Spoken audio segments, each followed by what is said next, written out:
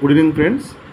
ఇప్పటిదాకా మనం మ్యాట్రిక్స్లో rank of the matrix by echelon form and normal form and inverse of the matrix non singular matrix by Gauss Jordan method and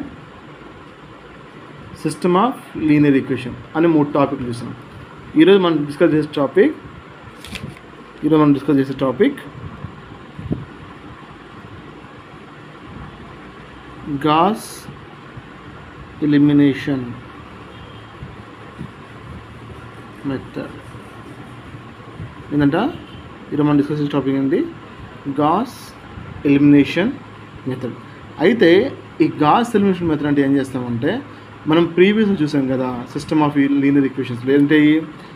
a1 x plus b1 y plus c1 z is equal to b1 and a2 x plus b2 y plus c2 z is equal to b2 and a3 x plus b3 y plus c3 z is equal to b3. ఇలా మనకు 3 equations ఇస్తారు. ఇచ్చిన ఈ 3 equations మనం a x is equal to b అనే format రాస్తాం.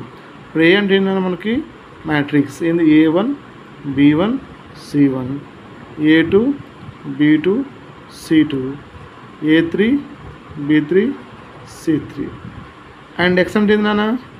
x y z. మరి b అంటే ఏంది నాన్న? b1 b2 and b3. ఇలా రాస్తాం. ఇలా రాసిన తర్వాత దీని మొత్తానికి మనం ఒక అగ్మెంటెడ్ మ్యాట్రిక్స్ రాస్తాం. అగ్మెంటెడ్ మ్యాట్రిక్స్ రాస్తాం. ఈ అగ్మెంటెడ్ మ్యాట్రిక్స్ ఎలా రాస్తున్నాం చూడండి. అంటే a1 b1 c1 b1 and a2 b2 c2 b2 and a3 b3 c3 b3. ఇలా ఒక అగ్మెంటెడ్ మ్యాట్రిక్స్ లాగా మనం రాసాం. ఈ రాసిన అగ్మెంటెడ్ మ్యాట్రిక్స్కి upper triangle method. Upper triangle అంటే ఏంటన్నా? ఇలా ఉన్నటువంటి డయాగ్నోనల్ లేకుంటే ఇలా ఉన్నటువంటి, తెలుగులో చెప్పాలంటే కర్ణం, మ్యాట్రిక్స్ యొక్క కర్ణం కింద ఉన్నటువంటి ఈ యొక్క ఎలిమెంట్స్ అనేవి కూడా 0 అవ్వాలి.